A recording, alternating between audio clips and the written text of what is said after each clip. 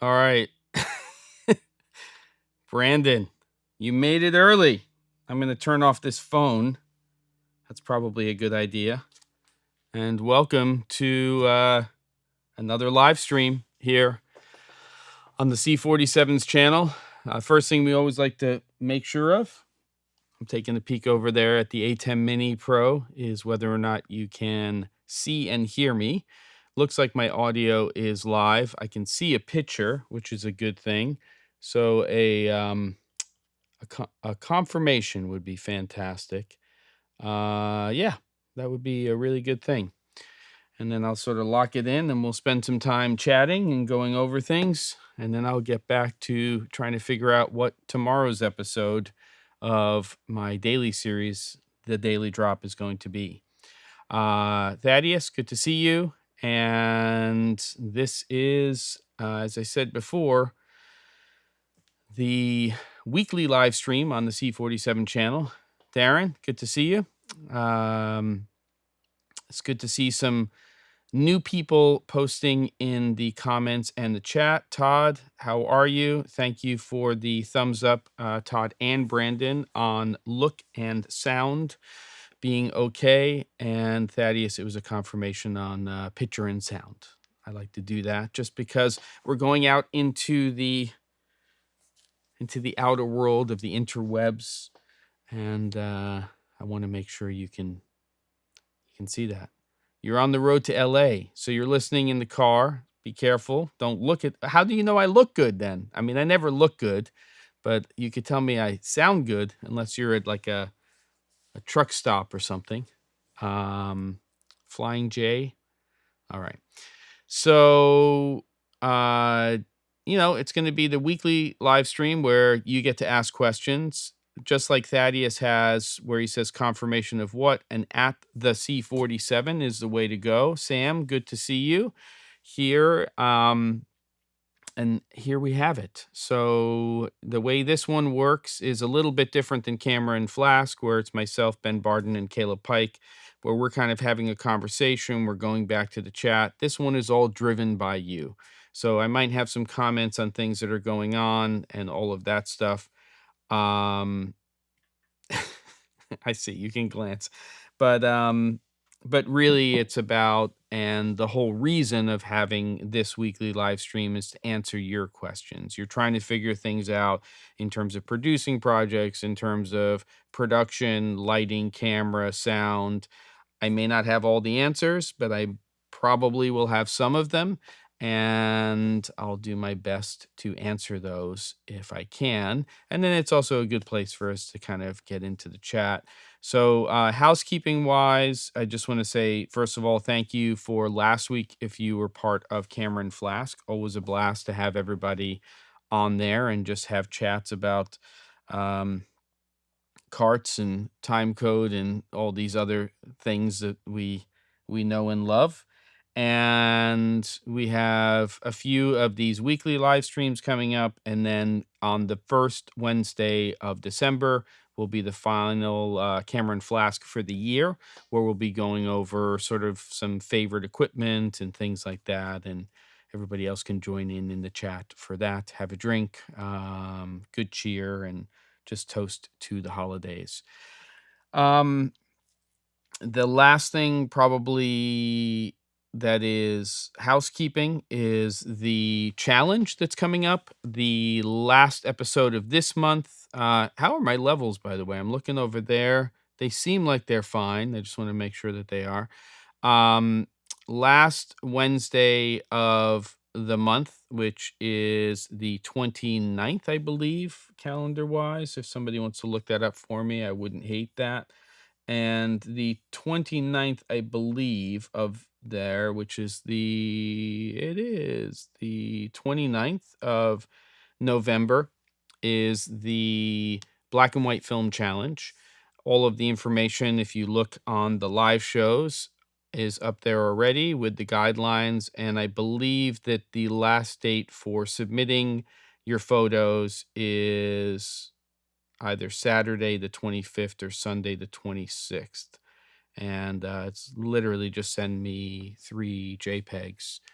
of your favorite images that you have shot. This roll right here has been shot. This is 36 or so exposures of Ilford XP2 Super 400, speed rated at 800. So I've shot that, and I have a new roll loaded into here, Ilford HP5 plus 400. I'm going to rate it at 400. I was going to go higher speed, that Delta 3200, but I think I want to do some daylight stuff, and that's going to be on this trusty well, we think it's trusty OM4 Ti from Olympus. The other one was shot on the Minolta CLE. So there you go. All right, so let's bring the chat in. Let's get some questions in here. We've got a paltry 7 people, but 7 great people here.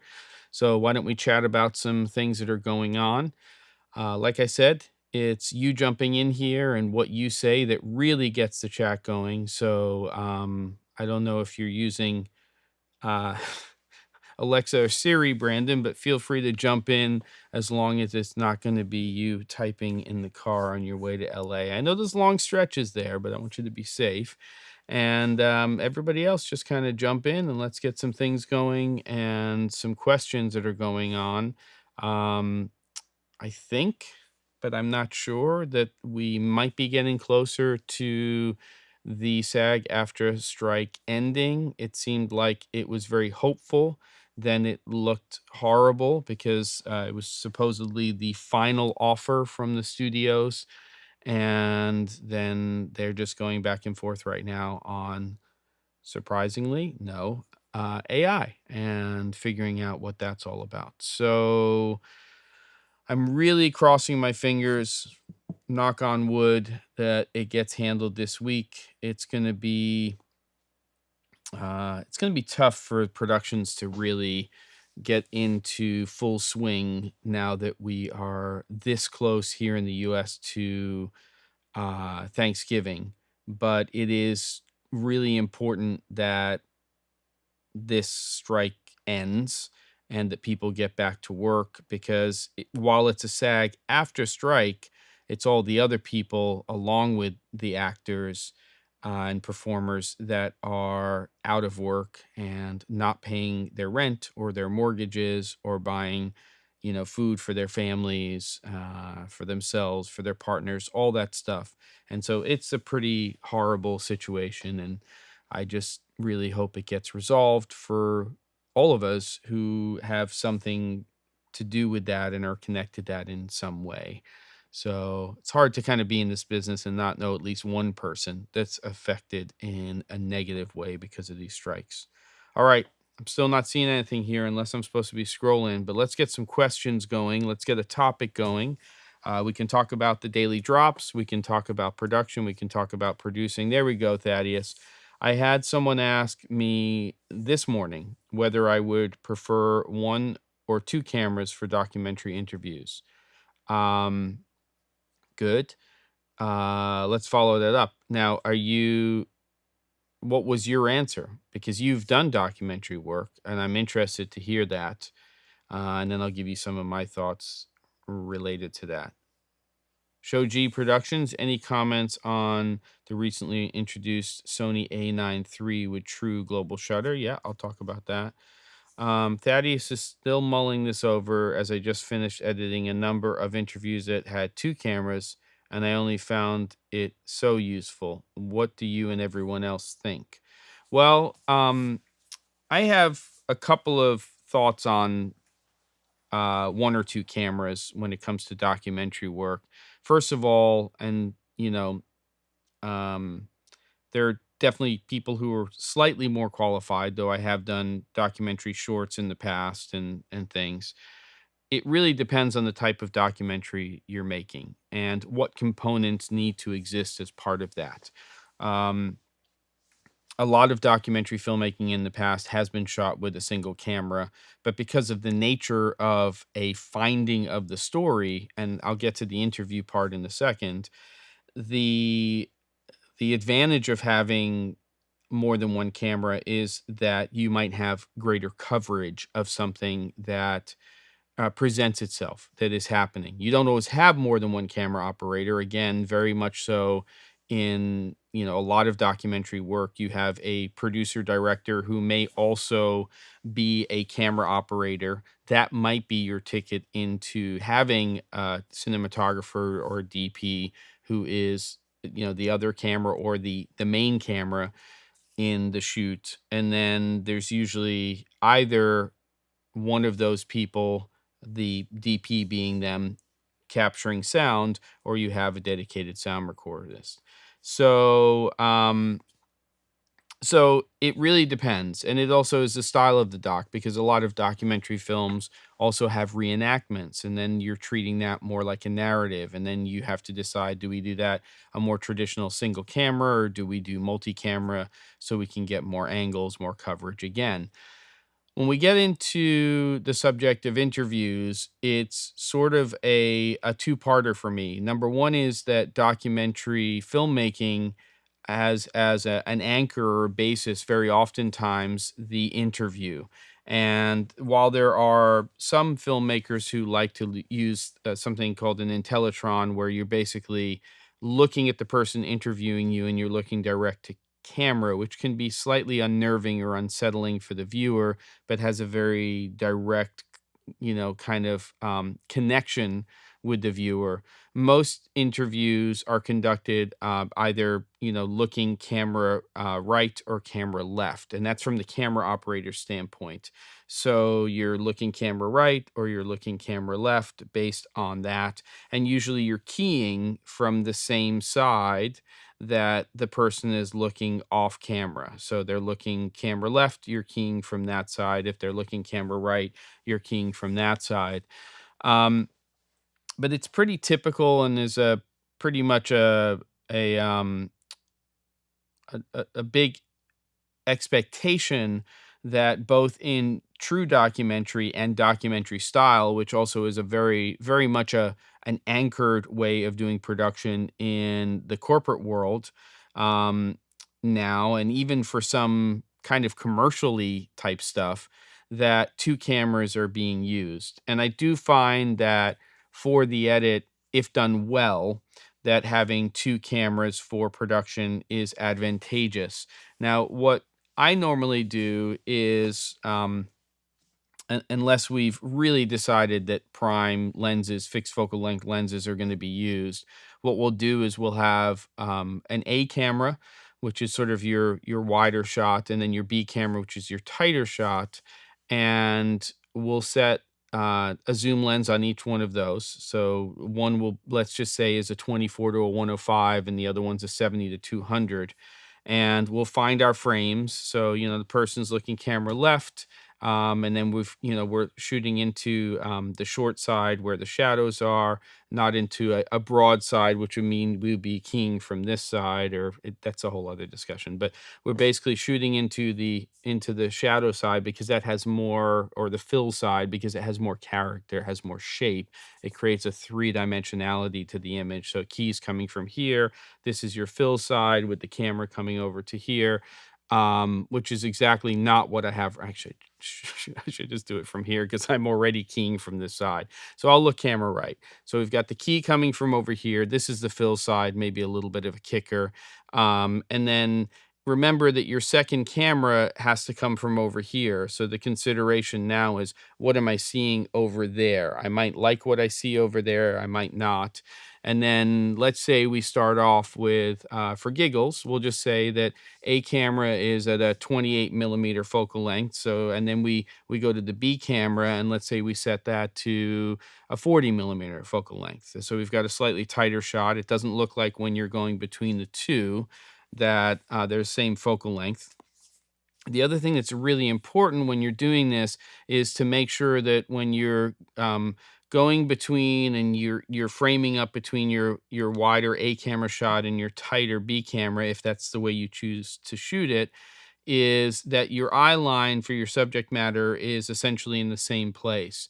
Now, unless you're trying to do something that's very stylized, also, you're almost always going to see both of the person's eyes in A camera, but depending on how far you swing that B camera over, one of the things that you want to make sure of most of the time is that you're still seeing that far side eye. So you want to make sure that you see that. Now, there are very stylized ways of shooting where you might go in and shoot more in profile and you don't see that second eye, that far side eye in your shot.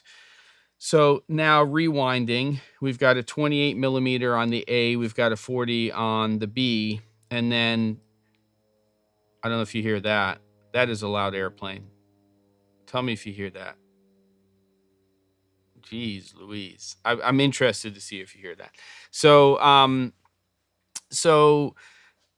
what we're doing generally, at least for me, is I'll have an A camera operator, B camera operator, ideally, and David heard it.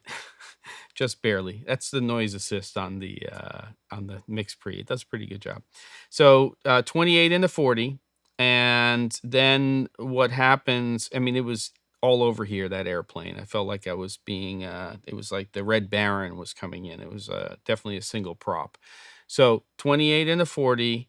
And then what I want to do and establish as a director is, as we get into the interview a little bit more, we want to become more intimate. The questioning gets more in depth.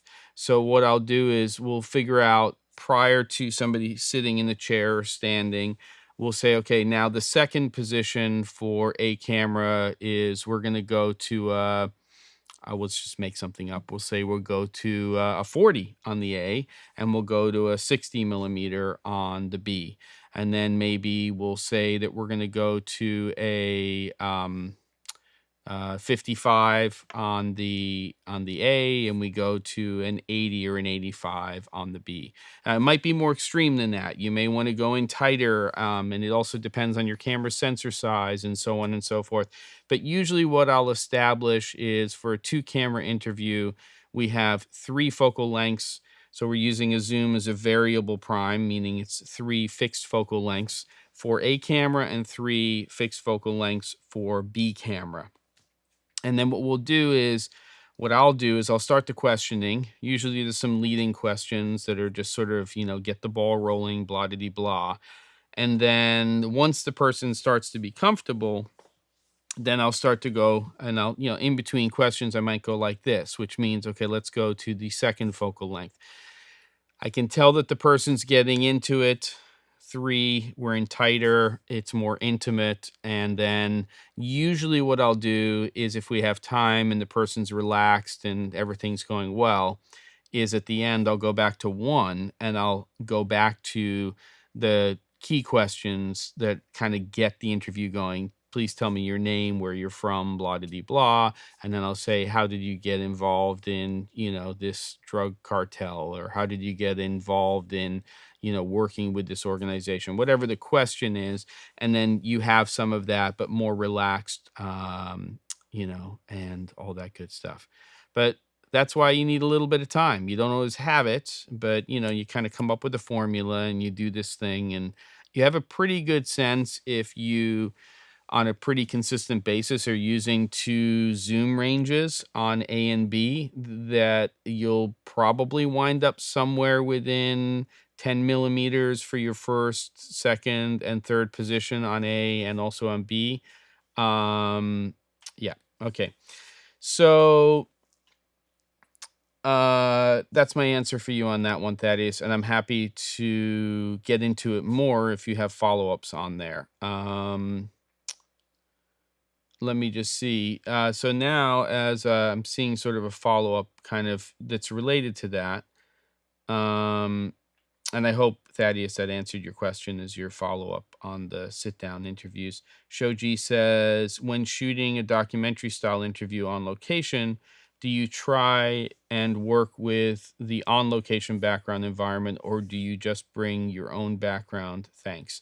So that's a good question.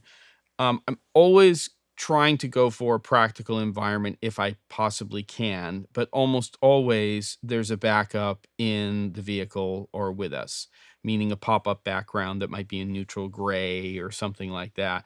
I don't want to use that. I don't want to feel like I have to use that, but if it's the difference between having something that looks absolutely horrific in the background that isn't working, or having something that's clean, a neutral gray. I'll do an episode on middle gray, neutral gray, 18% gray background in the future.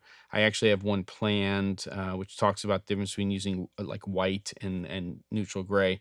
But the neutral gray background is about as versatile as you can. It's a little plain Jane, but it allows you to create color, or have color if you want, unlike using black or white, which has its problems. So always the location background if I can. And what I do try to do on almost every production that I have where I'm going to be doing interviews is, at the very least, try to get some stills of the space or spaces that we have available to us or that we might be using, and then have conversations about that ahead of time. If I can, then we're going to do an actual scout. We're going to go the day before production, or if it's local to me, anytime to go and see it. So hopefully that answers that question. And then I think you have a follow-up. What criteria do you use when deciding between a left-right interview look versus having the subject look directly into the camera? That's really a director's, you know, kind of preference, because it is unsettling and it's a very different thing, because you're breaking the wall. You're looking directly at the audience while the interviewee is looking at the interviewer.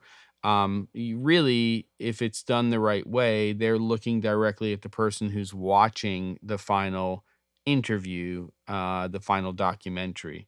So yeah. um did I work on Gangland? What is that? Well, the answer is no, Brandon, unless I forgot. There are a lot of things, not because of any other reason than time, um, that I've worked on, and then I'll go through a folder, or I'll start looking at things, and then I remember that. I just went through something today where I worked on a pilot for a travel show that I had as a concept called Family Travels, and we shot a whole little promo trailer for it, and we're going to try to sell the idea. It didn't go anywhere, but I sure learned how to shoot content doing that for about a month in Scotland on a DVX 100, which is still on that shelf behind me.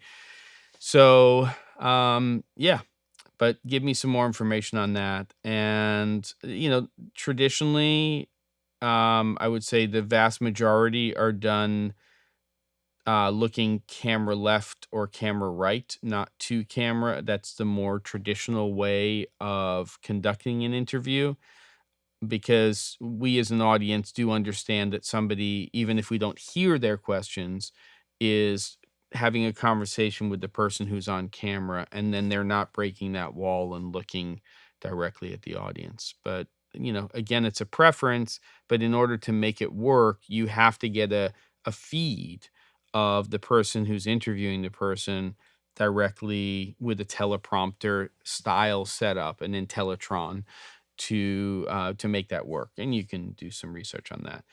Pop-up backgrounds, there are a couple. If you need something that's just like a medium shot, then there's the X-Drop from Westcott. It's really for inside applications. I really like the stuff that was before was being produced by a company called Lastolite, and is all part of Videndum now, and has been rebranded Manfrotto, which was an Italian company, but it's all under Videndum. And they have these panoramic backgrounds, which you've probably seen if you're on the channel, when I have that kind of granite background, and it's this stretchy fabric that you put on an aluminum frame. I have one now that I'm testing, which is smaller. It's about a 6-foot by 7-foot frame, which is just a straight neutral gray.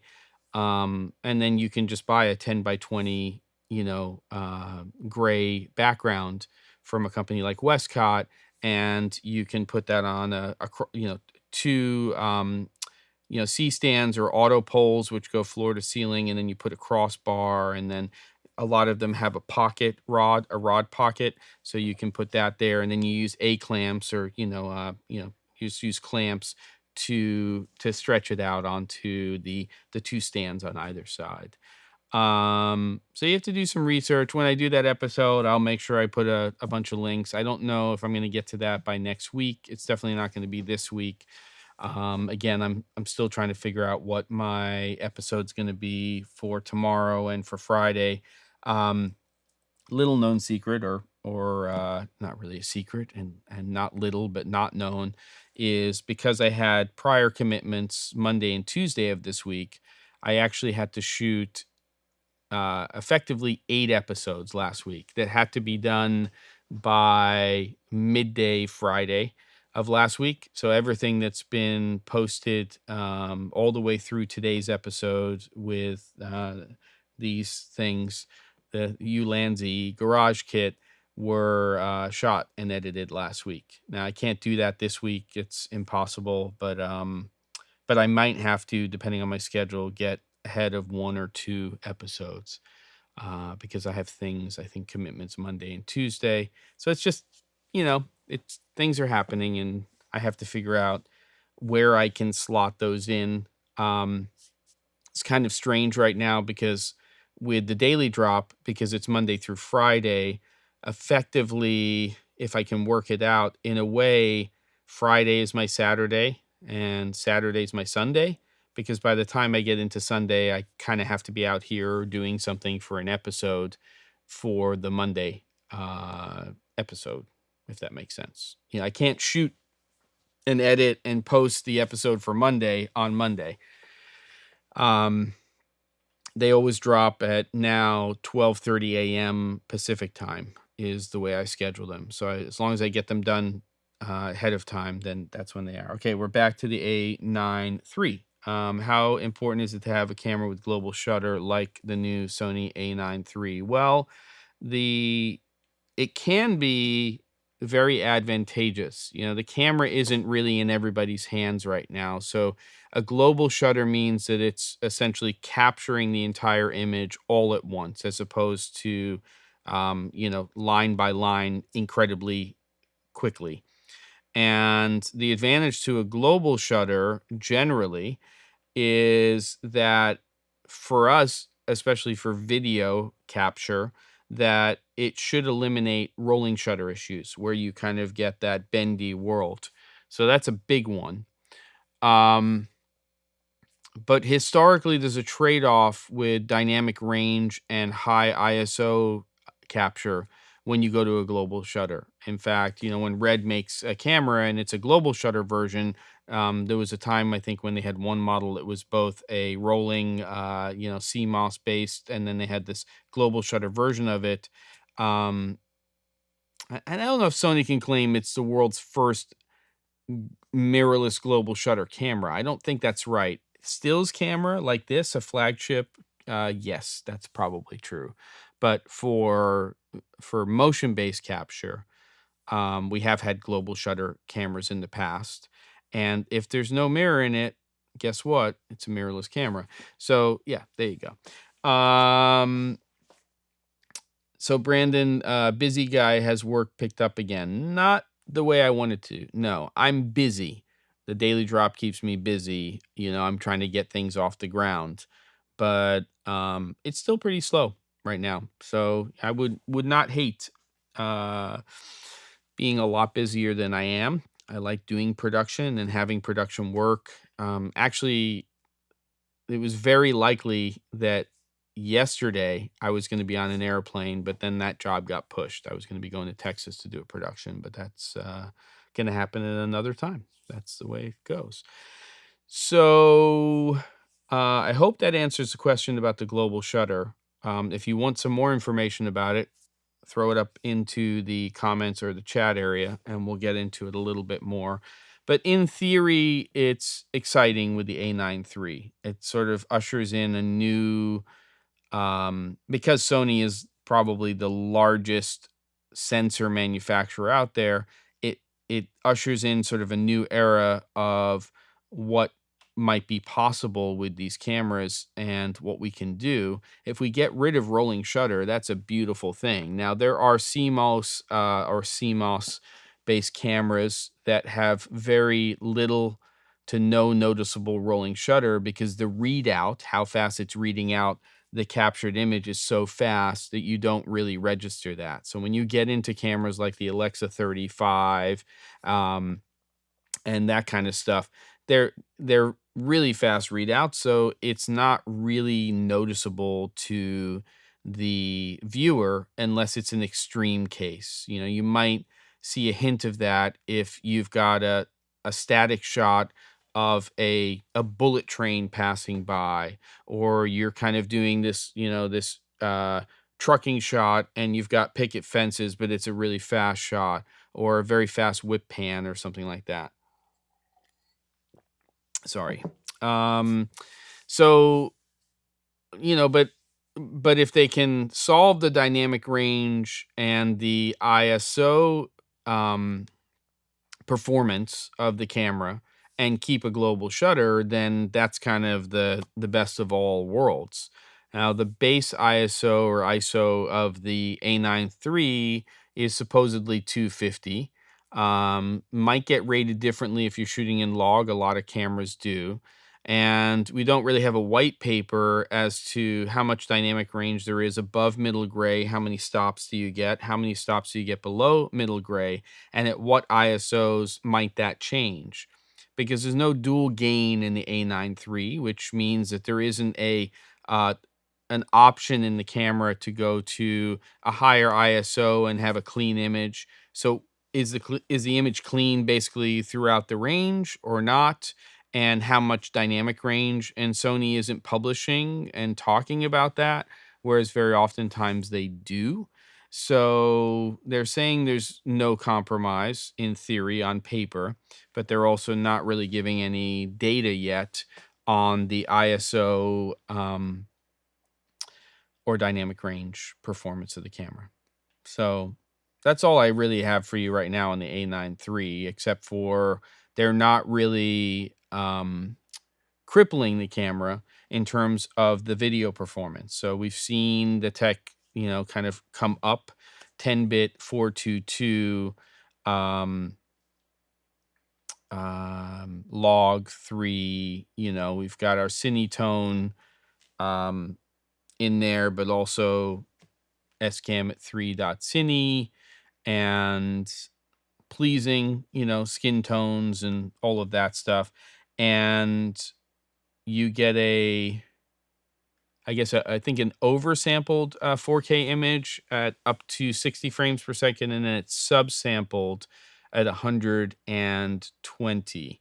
So quality of the 120 probably won't be as or nearly as good as up to 60 frames per second, because they'll derive that from up to 60. They'll derive that from the higher resolution sensor, which I believe the camera is a 24 plus megapixel sensor. So there's plenty of data there to resolve to a 4K image, which is what, 8 point something megapixels. Am I right? I think I'm remembering that correctly. I try, kids. I try.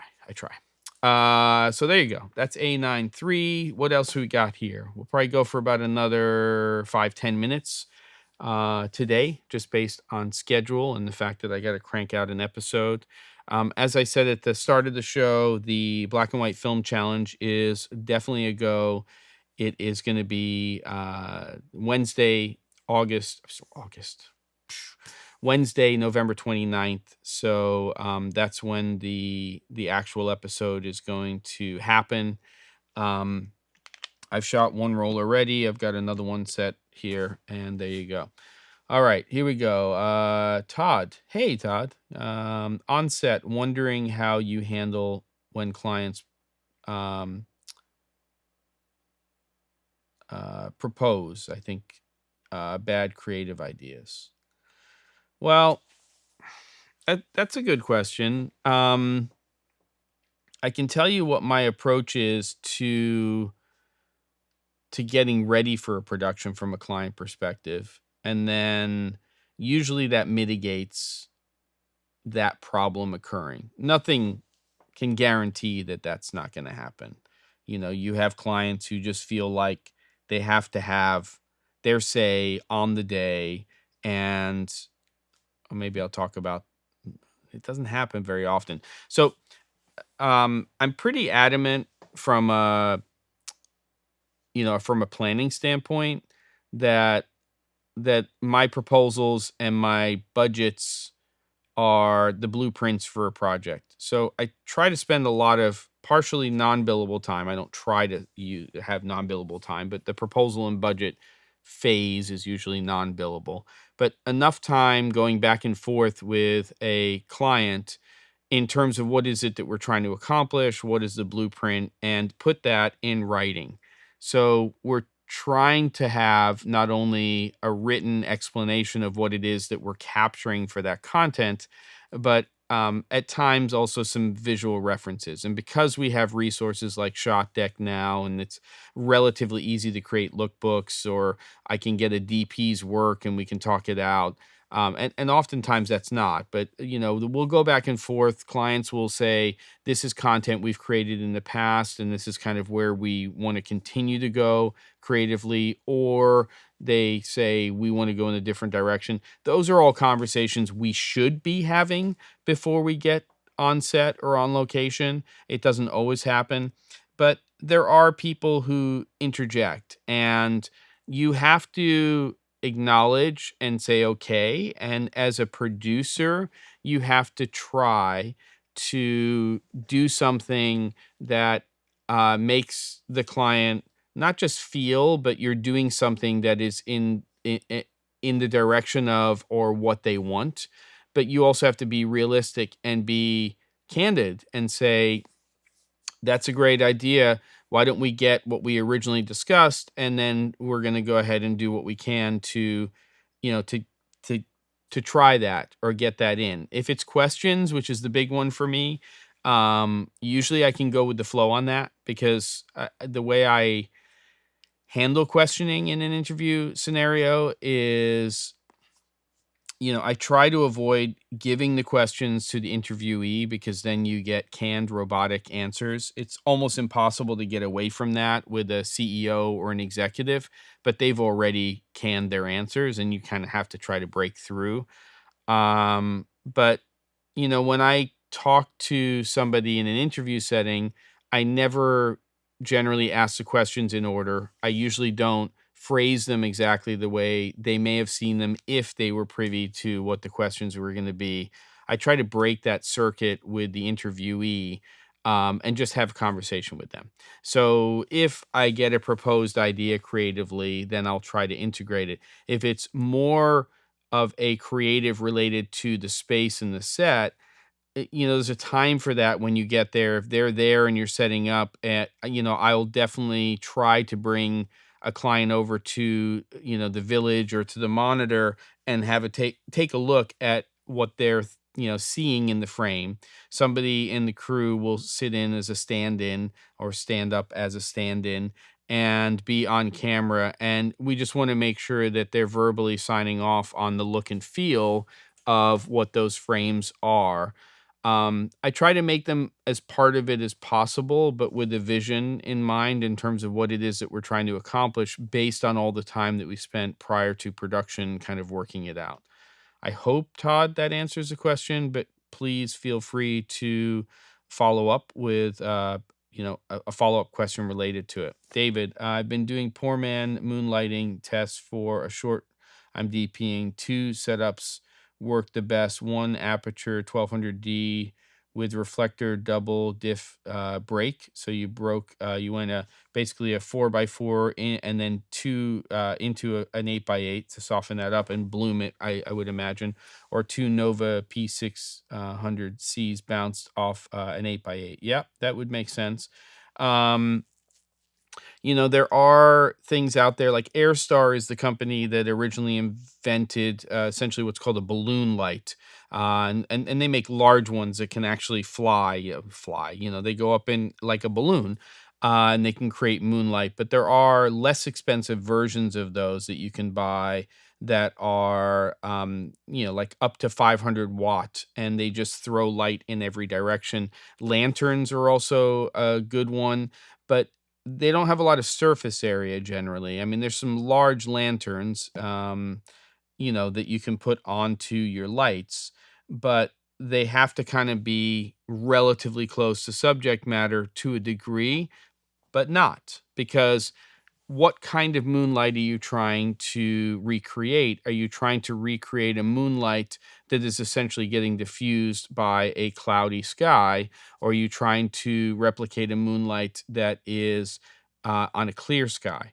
And if we look up at the sky, obviously on a regular day, both the sun and the moon are very small light sources. Obviously, the moon's getting its light from the sun, its reflected light.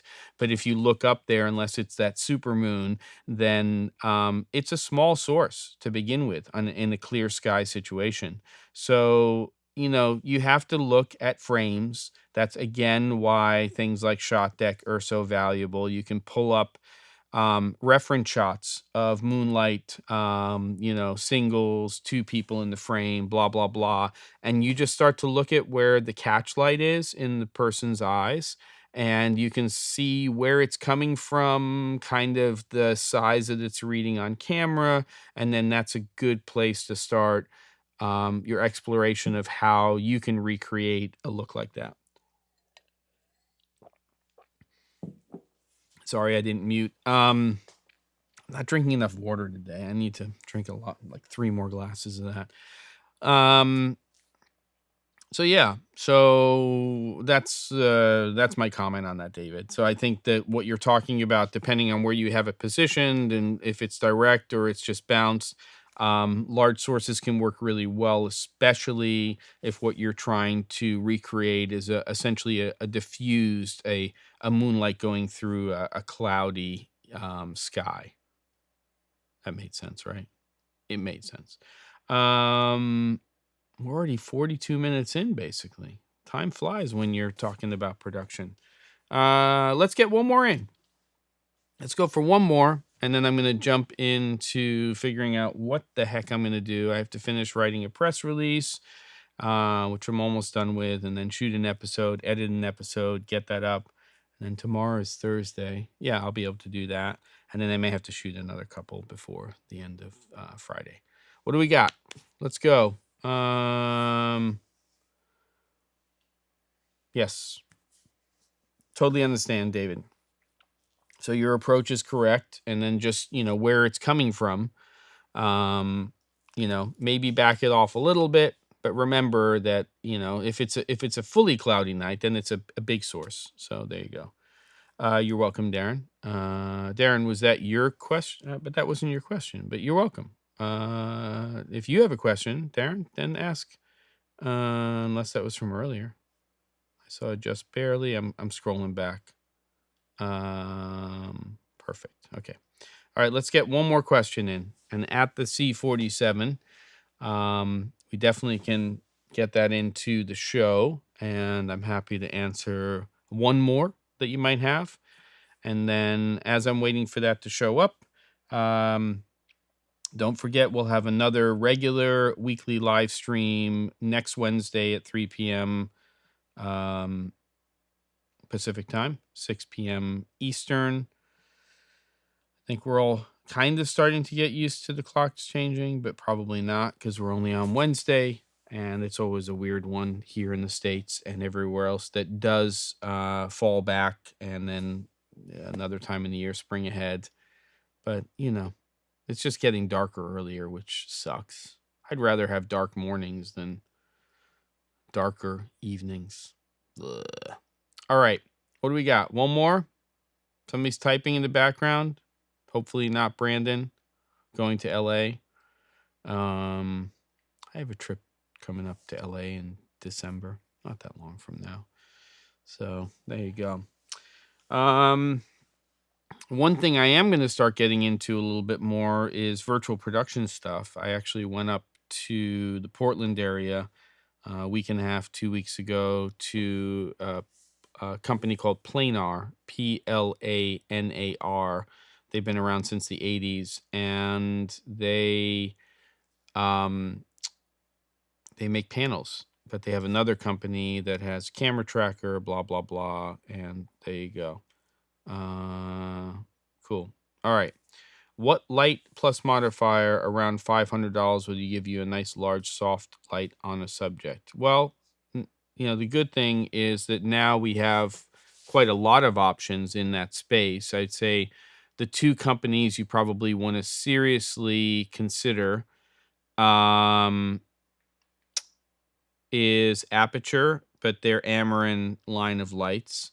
And now we just had newly released lights from Nanlite. So I would say those are the two probably sources. Let me just take a quick look on the interwebs really quickly. What's the Amaran? They make a couple. Boom. Give me 1 second. I'm here. And what are they called? It's the Amaran. Come on, kid. You've got the 200 XS, which is $349. In a controlled environment, that's it's got a lot of light coming off of it. They have the Amaran 300 C. This is without a modifier, so I'm just qualifying that. That's $569. That's the color RGBWW version. And then I believe they have something else. I definitely get at least bicolor right now if you're buying a chip on board light. And, a really large dome, like a 120, isn't that expensive anymore. I mean, it's crazy. It would have cost you $1,000 in the past, and now you can get them for $130. So, a 300 from Amaran would be a good option. The 200 is a great light. It's got a good quality of light. And then let's just go over to the Nanlite. Those are just released. They don't have a plus minus screen adjustment, but neither does, to my knowledge, the Aperture Amaran lights. But I'm just pulling up here. And I definitely go COB. I mean, there's these new Pavo Slim lights, these 1x1, 2x1 lights that look pretty cool. Here they are. They're called the FC-500B and the FC300B. They're both bicolor lights. And let me just bring up the B&Hs. FC300B, is that what it's called? Yeah. FC300B. Just give me a second. Here we go. Because they have the Forzas as well. Yeah, so here. So you get the 300 bicolor light. That's $479. Goes from 2700 to 6500 Kelvin. And just for giggles, let's see how much more the 500 is, because that's probably, from what I remember, a couple $100 more, but very good value. That's $699.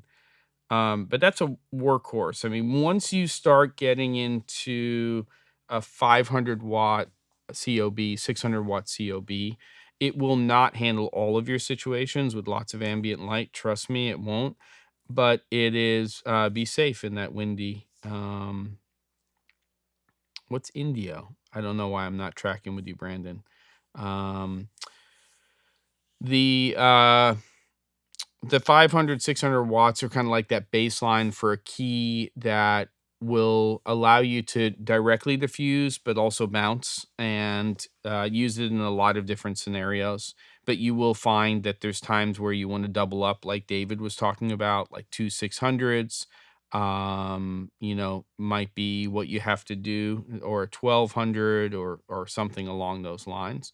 So again, it depends on your application. But the one thing I would say before we wrap up the show is, when you're starting to look at a particular manufacturer and the lights that you're going into, there are advantages to sticking with one manufacturer in terms of their lights generally playing well with each other. Aperture's going through a transition right now where, they bought ProLight and some of their lights are RGB ACL, red, green, blue, amber, cyan, lime. Some of them are RGB WW, so they have two whites, like a cooler and an amber white. and red, green, blue, and they're mixing those to give you your, your outputted color. But the bicolor is, that's a workhorse light. But it's the apps. You know, yeah. So there you go. That's great that your 1200 is is actually paid for itself renting out. Brandon, it's where the windmills are. Copy that. And do you mean windmills as in windmills that generate electricity? I'm thinking it's not like you know European windmills and all that kind of fun stuff. So hopefully, show G Productions, that makes sense. Stick with, you don't have to, but try to stick with one or the other. Nanlite's app has definitely come a long way, but if you think you're going to go into their ecosystem or there's something that you like about that, I would say once you get to their Forza lights, what's really nice is they all have plus minus green. And, not every light is going to be just rock solid, not have a green or a magenta spike. Um, these definitely have quite a heavy magenta spike. And historically, when LEDs came out for this industry, they were almost all green spike, but not all of them. I remember that some of the ones coming out of there had a little magenta, but usually there was a company back in the day called Cool Lights, which was sort of the poor man's Kino Flow originally, and then the poor man's LED lights. And their panels came out, and they had to ship them with essentially different degrees of magenta, because not all the panels were going to be locked in as the same. Whereas light panels, that's part of why you were paying $2,500 to $3,000, is there was a better quality control coming off the line. They were probably also getting the better panels. I don't know. I've been around for way too long now. These things that I remember and had to deal with are what they are. So beautiful. We're close to an hour here. I hope I answered some questions, gave you some knowledge that may help you along the path that you're trying to go on. The goal here is always education, as you know. So this isn't the place you're coming to for your reviews of your products and all of that stuff. There's other people doing that, and they're doing it a lot better than me. And, I consume their content as well. The purpose of the C47 channel, for the most part, is to, as much as possible, create evergreen content that has lasting, value. It's not always going to be that way. I'm going to do episodes of the Daily Drop that are timely. There may be times that I do it that are tied in with a product or something like that. But again, the underlying is always education. It's how do we use these tools in the real world? How do we actually put them into practical, usable application so that we can do things with them?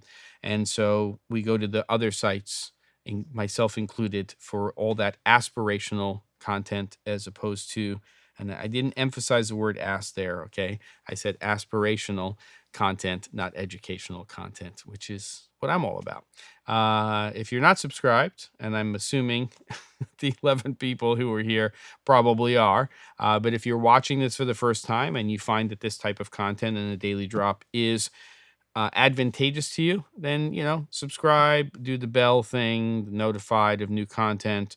It's pretty easy with the daily drop. Like I said, it's posting every morning, essentially at 12:30 a.m. Pacific time. So it's ready for everybody, depending on where you are in the world.